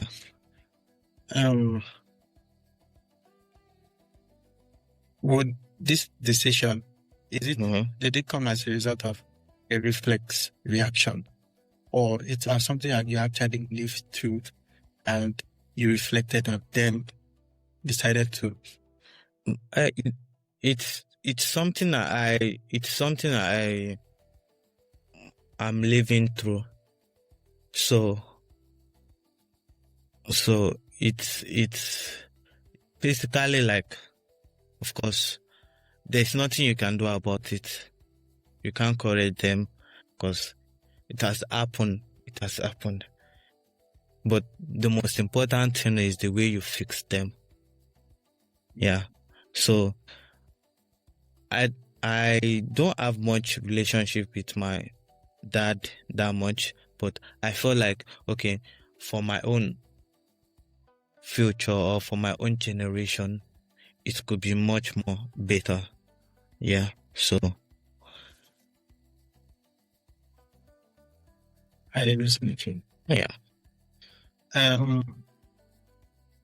You've been fairly consistent from the story you're telling us from Lagos. It's been fairly consistent. What did you learn, or what can you say you've learned so far about consistency? When to push on, or when to take a step back, pause, and take it all in, and then reflect? Well, being consistent as maybe I can't really say that it's like a tool for me, but I definitely think being consistent is like a key to one of my attributes that I want to survive. Because let's say that I don't have it in the back of my mind that I want to survive. I might be drift away to other things. Like, you understand? Is your survival Is your consistency dependent on survival? Yes. Okay. So, because I have to be so consistent on survival that anywhere I will be, Finland, Nigeria, anywhere in the world, I want to survive. I want to do as much as possible to like live a good life. Of course, I want to be as much as possible to be able to like be independent and impart knowledge on people, care about people.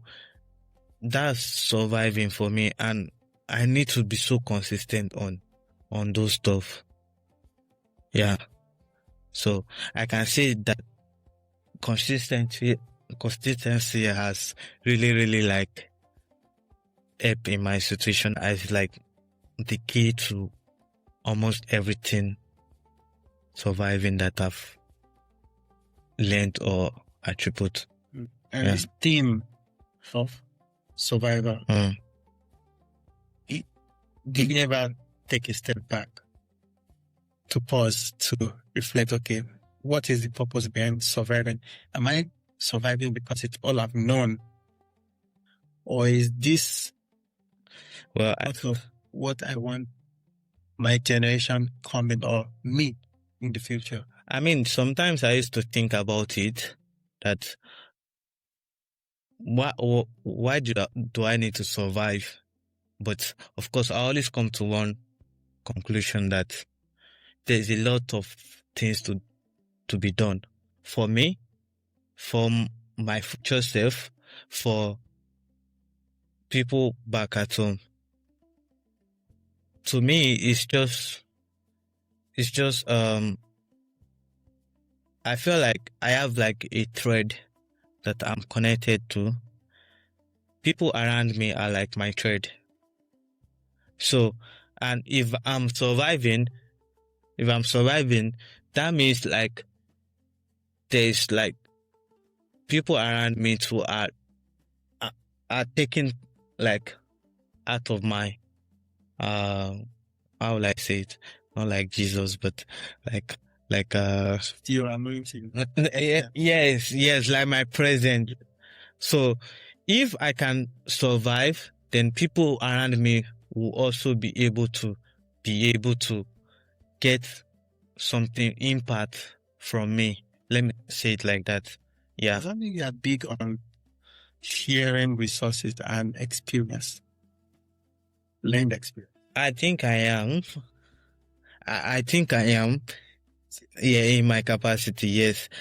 I think I am, because I don't know, but I feel like not like I can solve your problem, but I always want to try my best for people around me. That's one way I believe I'm surviving. Yeah, to me. Do you think this ideas is tied to masculinity? No. Hey, does having anything to do with masculinity? If so, or if not so, has your idea of masculinity evolved to any well, circumstance from tough love to the emotional awareness? Well, to me, I don't think it's about being masculine. I just feel like it's just the way people choose to do things.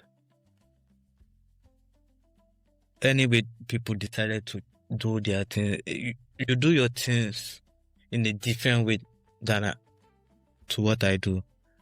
So I'm not going to say it's because of being masculine, but I'm just going to say it's because of what I choose to do.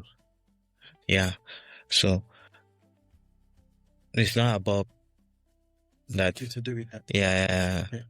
And how is your self-awareness because you are, of course, the guy, the man. You've taken, and I know you've taken some time to reflect. To an extent, you are more emotionally aware than you were 3 years ago. Yeah.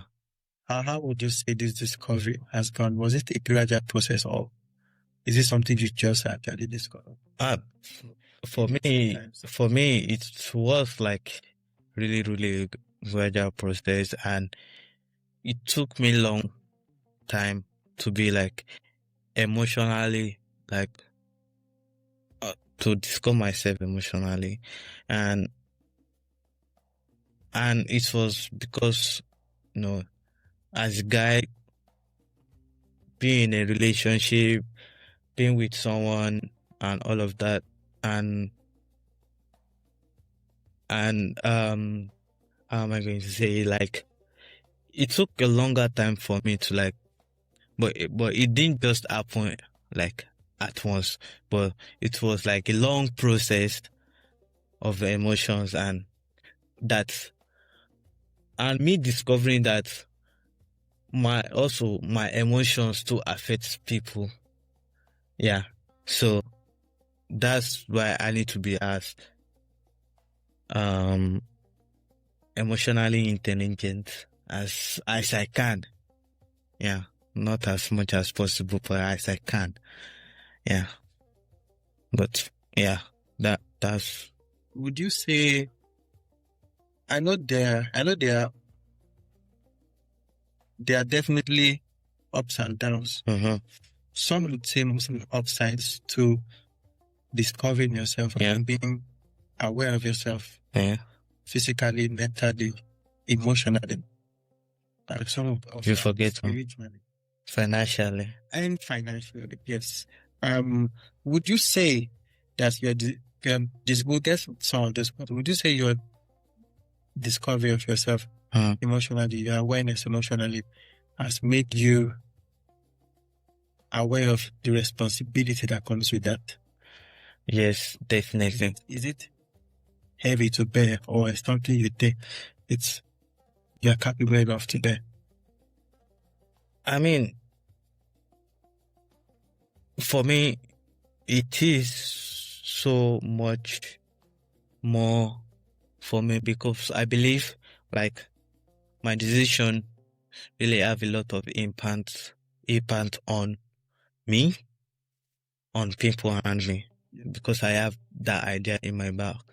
So being emotionally aware about things I do, people I care about, as being one of like important things I have mastered. So I think, so that's why my decisions, even if they are like heavy or has like higher impact, but one thing I'm always focusing on is try as much as possible to make the right decisions. And if I made a mistake, I should know that there's always consequence for it. So same thing. I think it's also the same thing you said earlier. Yeah. Yes. So yeah. So you just have to be emotionally aware about your decisions and things that is happening around you. Yeah. Yeah. And being aware, have you noticed flaws of yourself, and have you been able to heal yourself and forgive yourself of those things you've come to know about yourself? Like, not by forgiving yourself, I mean like not keeping it too close to heart that it begins to feel as regret. Well, to me, basically, I don't really take a lot into art. Yeah. But you are not dismissing it either. Yeah. Not like you keep it like that. Well, I really can't say about it, but I just try as much as possible to stay positive.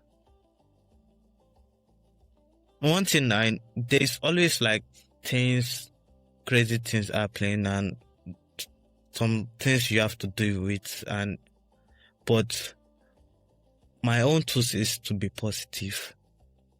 I just want to be as positive as much as I can be. So far, I know that sometimes I believe that I'm not going to hurt you. Okay, so let's say it happens that I hurt you.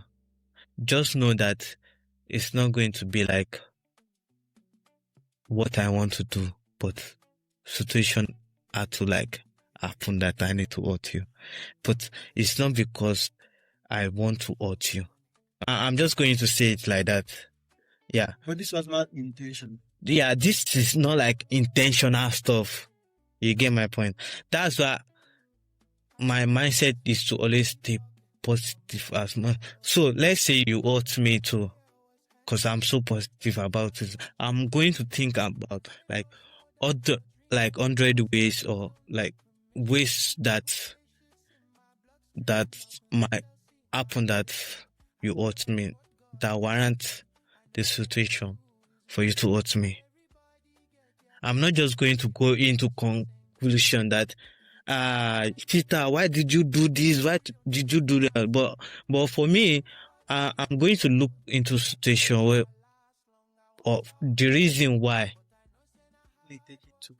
Yeah. Yes. That's why that's why I'm always trying to be positive about things. Giving people an olive branch. Yeah. I just don't want to like make like, because when you get angry about someone, and let me just use that as an example. Like, you get angry about someone and you are like so angry, you tend to do like things you're not supposed to do. But when you are being positive about things, you are angry at the same time, but you're looking at it from that person's perspective, that not just your own side of the view. I mean, it's hard, but we are all humans and we always make mistakes, and we just have to be we have to have tolerance for each other, and that's why being positive is so important. Because believe me, you can never go wrong with being positive. But of course, shit will always happen. But you have to like deal with it, and that is it. Yeah. Well, I mean, I'm not trying to say like I'm like perfect or Jesus Christ. Yeah. So, but I try, because I don't want to be like putting a lot of things in my head. Like, I have few, because I don't really remember things a lot. So I have few memories. So I only put things that are important, that is needed to be done. Yes, in my head. So I don't have the time to be keeping bad energy. You get what I'm saying? So would this attitude make it easier for you to make friends? Okay, I'm not the type of friend making person. So I'm right from I'm not the so of course I don't have a lot of friends, so people don't used to like offend me. So okay. Is this because you personally keep to yourself, or is just like a finish? Like in Finland? No, I personally keep to myself. It's not because of, it's my own just kind of your immediate community. Still, you're not friends with everybody. Yeah. And you guys still come together, like do things together, party, worship together, and basically, a community. How is it time you just take things as As I take, Obviously, go to everyone, treat everyone surfacely. yes, If mind your own something business. takes your interest, or there's so much like-mindedness between you and the specific person. Yeah, then it's good. yeah. Like I've been asked that I should count my friends. You know how difficult it is to count your friends? I think mine just one hand, or maybe no. Mine is like my two hands can count all my friends. Good for you, bro. My friends are that I can say these are my friends. I can use my yes. My two hands. Only my hand will count them. So, but not like I don't see people.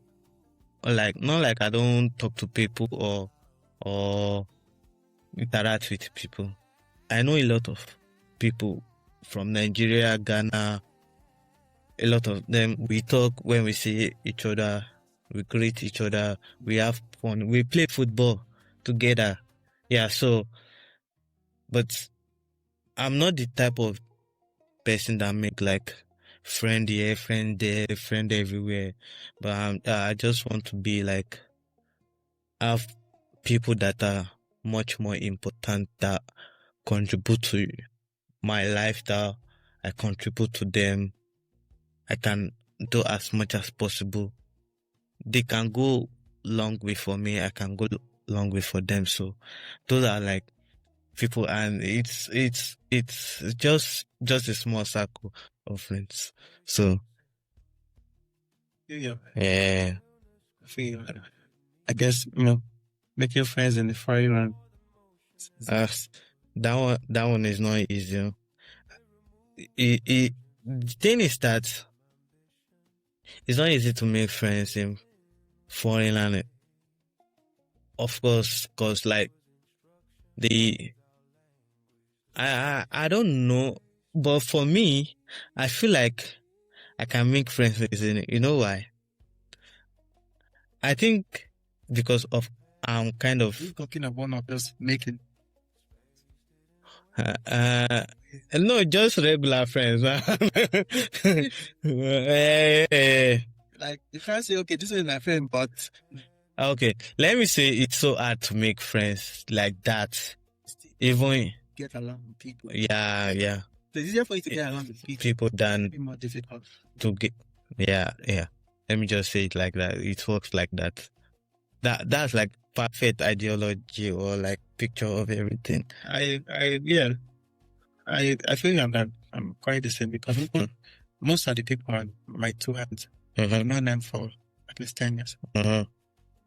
Allah I've known for like 20 years. Yeah. Or 25 years. And I have some other people that I've known for that long also. So, yeah. And do you looking back? I know, yes, we are still relatively young. We still have a lot to live for. There's a lot. There's still a lot to live for. There's a lot to cook, bro. There's still a lot to live for. But, sometimes you still have to smell your roses. Even though you're not still close to them. Yeah. There's still a lot of time. Yeah. Hopefully, inshallah. And when you reflect, you look back. Do you feel proud? Not pride, no. You just feel proud of some of the things you've done. No matter how little, still is an accomplishment. You've done something. Yeah. You can't discard your efforts and your results. Yeah. You've done something, you've achieved something. Do you feel any form of, I'm proud of you? Yeah. Well, in everything that I've done, it's not by my power. It's not by my strength. There's only one person, which is God. And okay. But for everything that's happened, good or bad, for everything that I've like able to accomplish, for everything I've like impact on people's life, I'm really, really so grateful to God about it. Sometimes it's not just because I want to do it, but because that is who I am. That is who God made me to be. Sometimes it's so difficult to do something for someone, but I just feel like it doesn't take anything to just do it. Sometimes it's so difficult to do some things to help people or maybe, but at the same time, you just happen to do it. So looking back at everything, it's like a lot, and I believe I thank God because He has like helped me through everything, every step. So I'm definitely grateful. There's always positive stuff to think about. Yeah. Every moment, everything. Yeah. Yeah. Don't undermine your journey. Yeah. There's a lot of people that can learn two things. I mean, both old and young. and to think about some other things, like I have people that are like as much as old as me. They are not where I am today, and there are people that have like surpassed me. But the moment that I just feel like this, whatever I've done for people, it's just give me some kind of gratitude, joy, accomplishment when I see or when I look back at it. It just make me feel happy and grateful to God for like keeping me to be able to do this and for giving me the strength to actually like do more, which I know I'm going to do more, definitely, because every challenge comes with a lot of responsibility. So yeah. It's like you are in school and you get to learn different courses and you take what's it called? Like you take jacket for each course. Yeah, like you have like English, math, and you have to go to the class and you have to take responsibility of going to each class. So that's just life. You wear different coats to yes, exactly. So we are grateful. I'm grateful for you, bro. Yeah. Growth really feels like growth while it's happening. And I mean, there are some days we think if we die, right? Sometimes you might be growing, but so slowly it feels like failure. Yeah. Until the mirror finally, smiles back. Yeah. And today you stand as a man building, reflecting, reorganizing, building life, a name, a purpose, reaffirming your purpose. What does the future look like for you now? Well, to answer that, I'm just going to say the future is in God's hand. But of course, it's taking everybody both of us to a great place. And one thing I know is that we only need to like prepare for every opportunities. So they used to say like preparation meets opportunities, like so we should just be prepared for every opportunities. But at the moment and future is in God's hand. But I definitely know that things are going to be like much more better. So far, I'm striving to be a better person. I'm striving to impact a lot into my surrounding, becoming a good person, becoming a better person for the community, for my generation. Definitely, it's going to be like great. Future is bright. Yeah. In particular, right? I mean, currently, for those of you listening and watching Sunday, we're in Wole's studio. Yes. If we start studio, by the way, not like something you just set on something somewhere. This is his studio. He's doing this professionally. And he's an incredible photographer, an incredible videographer, and also an incredible mind where people can come to him for advice and gives freely of his own will. Okay. No. Yeah. So does this play a big role in the idea? Yeah, well, I'm looking into the future, like building stuff, and maybe trying to like own a business or be independent about the financial issues, financial crisis, trying to survive from that one as well. So I believe like I'm putting things in place now for the future to like really happen, be independent, have a business, kind of free of like stress, because I want to retire early, please. Yeah, because sometimes the Finnish government, I don't know which exact body, but they send you this thing where they tell you how much you've put so at what age you retire. And I'm saying something like 68, 69. Why would I be working till 68? I mean, no, I can be working, but I can be working in my own. Yeah. I'm working, doing all of this. I'm currently doing at age 68, 69, 70 basically. Yeah. I need to basically be playing and all that, my grandkids. But I want to retire at if 45. If possible, say 47. Yeah, because so that's why I'm like. It doesn't just mean you just go to the beach. Yeah. It could be you've had your own thing, you set up your own thing. Exactly. Just enjoying the thing you're doing. You've done awesome. And yeah. Yeah. Just retire.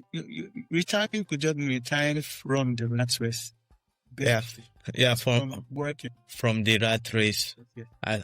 Because I don't want to spend my time cracking about something that I'm not supposed to be cracking. So now is because I was telling myself like this is the time. Whether it is also, whether it is family, I think it's the time. Yeah, I remember telling you also in the car that I want to keep going at what I'm doing hard till I'm 35 because I don't imagine doing some things I'm doing right now beyond that age. Yeah. Like someone, I was speaking to someone yesterday. I'm not going to mention who. I was speaking to someone yesterday.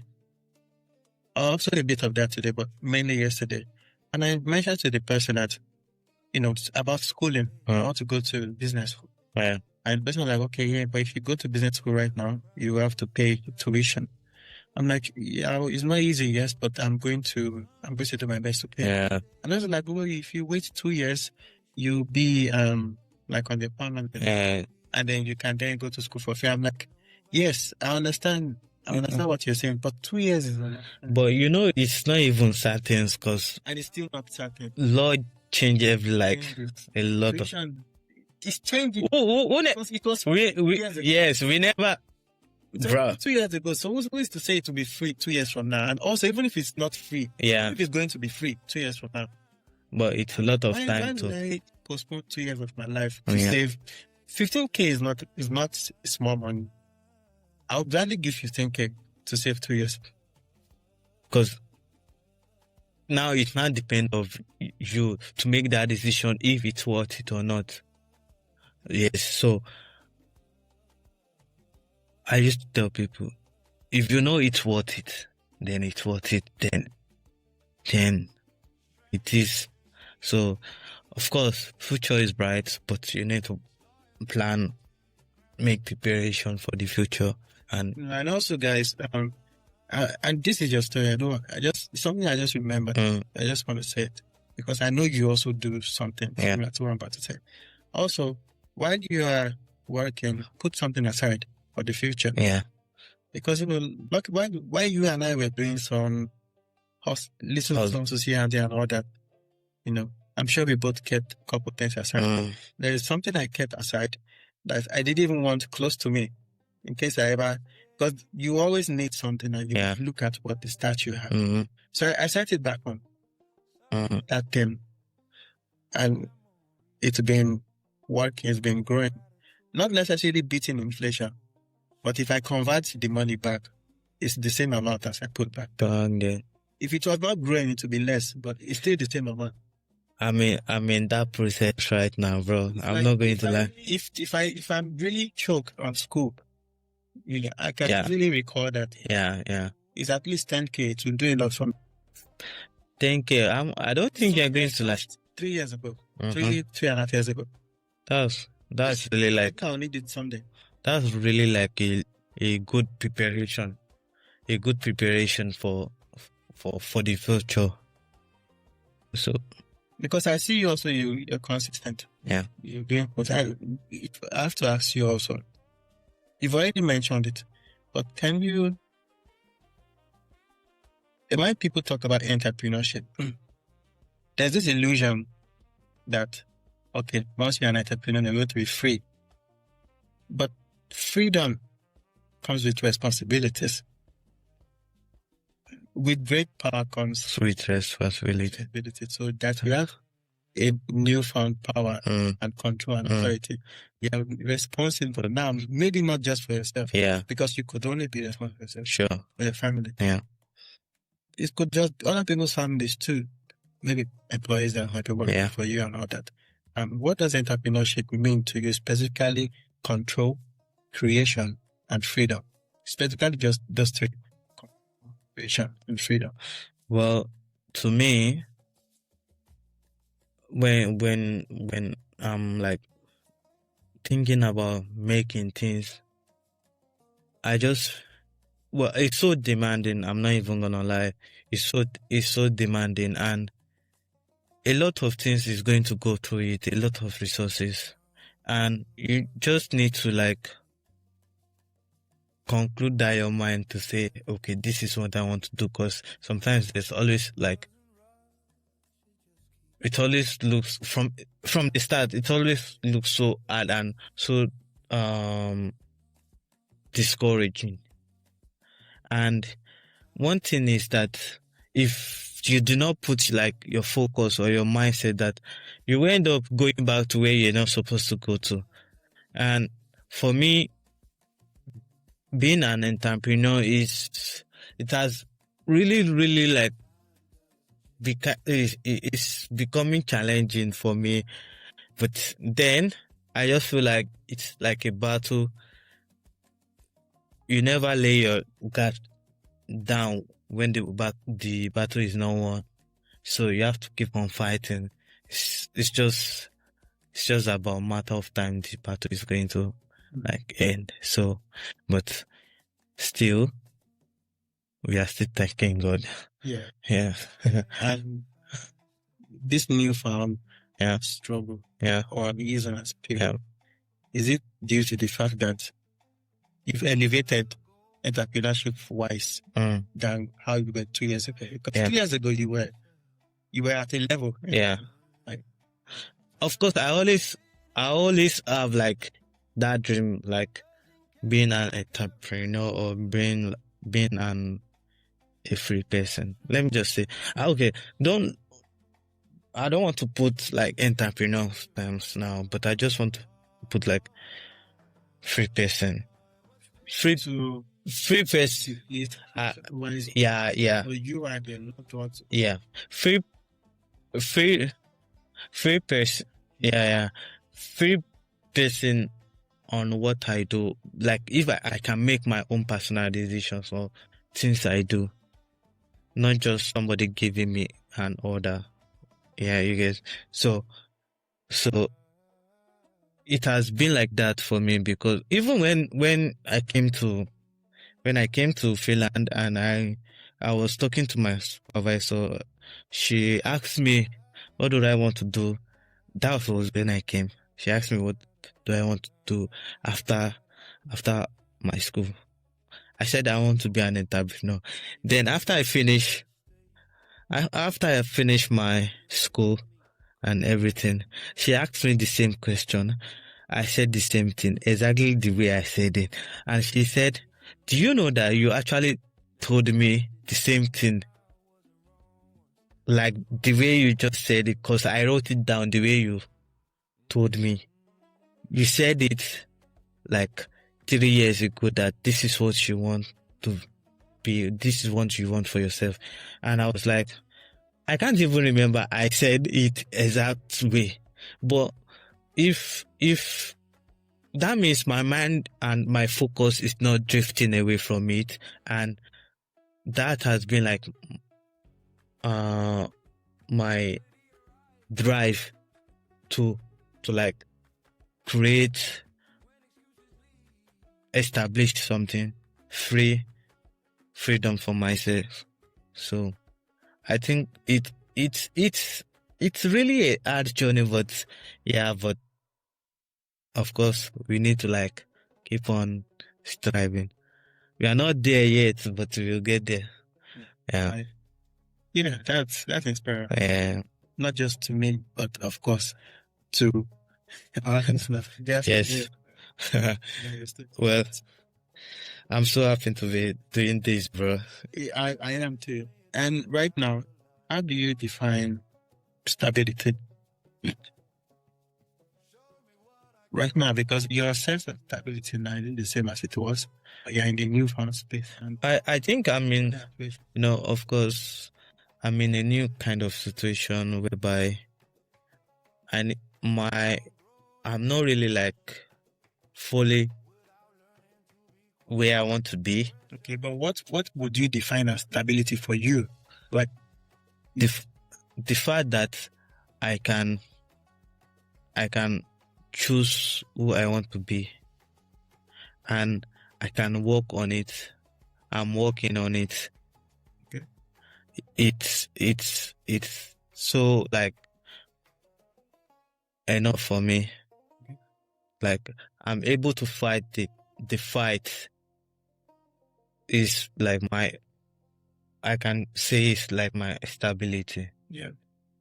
That I can do something and like be so focused on it, or I want something and I'm super locked in with it. That's I can say. Yeah, I understand that. Yeah. And what kind of world do you want to build, or would you wish to exist for those that come after you, either to Finland or to your current space of field of entrepreneurship in life generally? The kind of world that every dream can be achieved. The kind of world that if you know you have a goal and you raise your hand for people to help you, and they will be able to like help you no matter where you are from or no matter your looks. That's type of world I want for like people to like see or live. You understand? The word that you can dream about something and it's possible to happen. Yeah, that's like. And what does being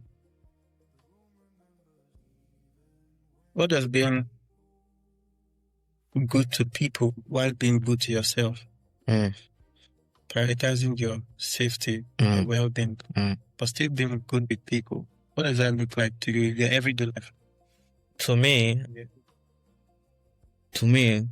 I work in a customer service. Yeah. And of course they said we should prioritize customers. But you know that even during safety time and everything, fire time and everything, even if the fire is burning, they will say customer first, right? Baba, I no go lie you.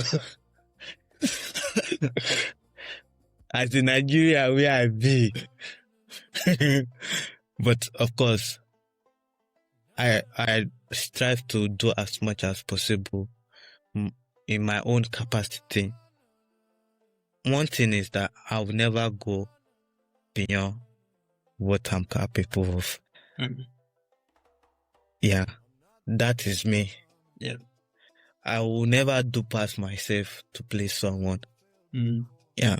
So if I'm doing something for someone, it's because I feel like I can do it, or I know I can do it for that person. It's not because I want to like make them happy, or it's not about making them happy. It's about if I'm willingly to do it for them. Yeah.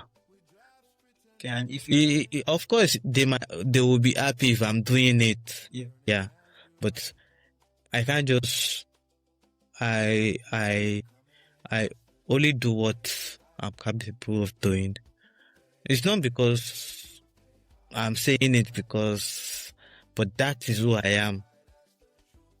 I only do things I'm capable of doing. Things God gave me the capacity to do. So, yeah. Yeah. If you could talk to, your experience now, everything you've learned so far, Yeah. Everything you've become, Yeah. through your experience. If you could talk to what? If you could talk to your 9-year-old self, your young self, what would you say? I'm going to say, you will do a great job. You're going to survive. You're going to have fun. Keep the fire burning. There's always opportunity. And when you see those opportunity, try as much as possible to like take it. Don't be afraid. Life is good. Life will also challenge you, but don't give up. Keep on. Yeah. If your brother, your dad, and maybe your future child or son were in this room, what would you say to them? What would you want them to hear from you? Basically, I'm just going to say The same thing? the same thing. Okay. Nothing specific for each of them, because now your brother... Maybe not now. Okay. Maybe not now, but of course, if it's my brother, I'm probably going to say, thank you. You did amazing work with me. So, and if for like, I don't want to be specific into it, but of course, it's a lot of things that shapes me to be who I am, and those things have to happen, and I'm like super grateful for them, people that care for me, people that like contribute to my life. So, because I believe they are important lessons that I need to like learn. So I'm grateful for every moment of those lessons. I mean, you know, even if it is bad one, I'm still grateful for them, because at least I know that, okay, I can do better than this. You get me? So, yeah. Yeah, I love your story. I mean, I've known you for a while now, but I've just not known this side.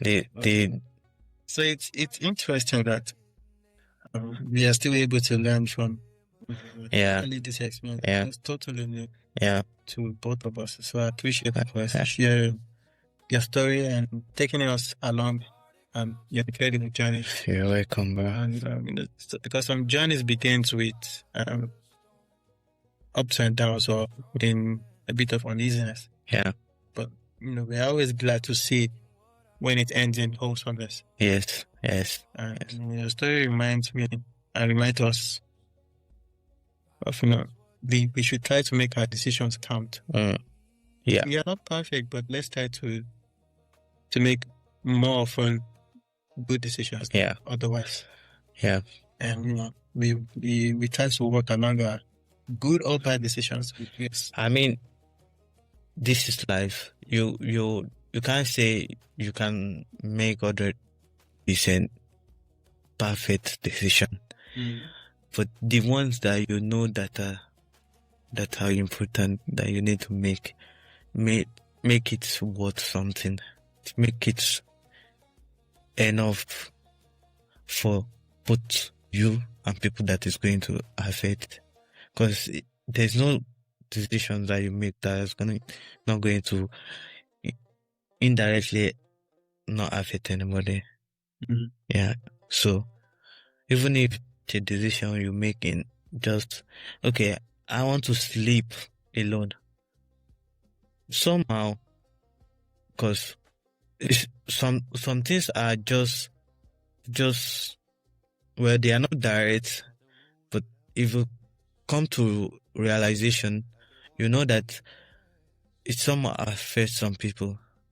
But of course, let us just make those decisions like impactful in people's life in a good way, of course. Yeah, beautifully said. Because in the end, every scar, it's proof of healing. Yes.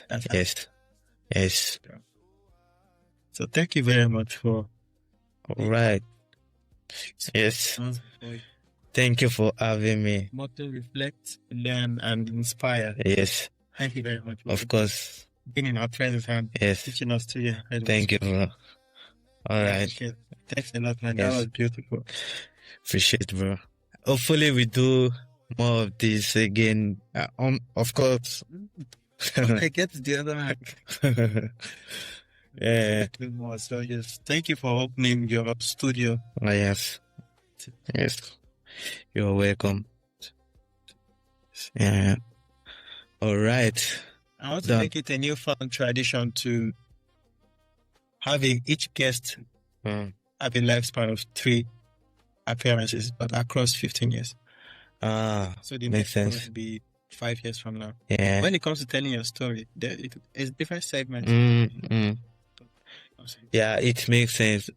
At least even your viewers have something to like view, not just a specific.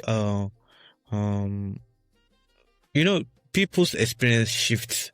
So bringing new thoughts, new experience, new ideology is super great. So it makes sense. Especially from the same person, because who knows if 5 years from now, your refinement of the current thoughts might be so clear and distinct from what it is now. Yeah, exactly.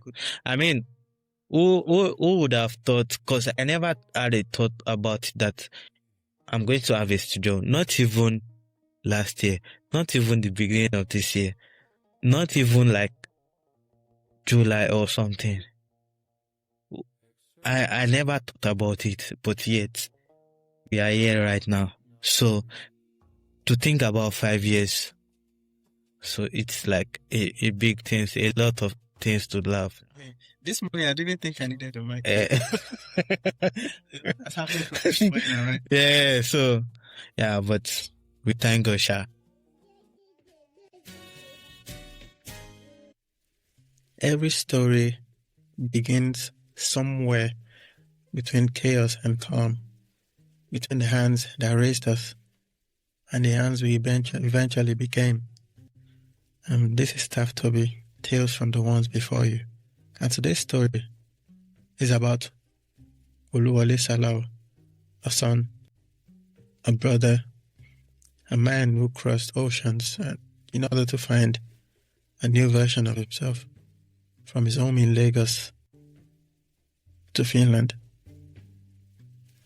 His journey is one of survival, discipline, rediscovery, reinvention, but above all, it's a story of becoming.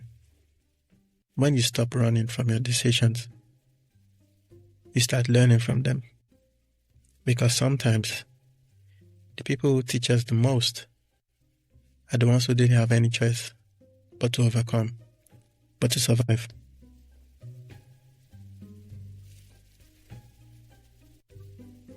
As he continues to navigate life and its challenges, he remained committed to his goals and the impact he wishes to make. So subscribe, like, share, and follow for more inspiring stories like Wole, and discover the power of resilience and growth through storytelling. Welcome to Taftobi, and we wish you adieu.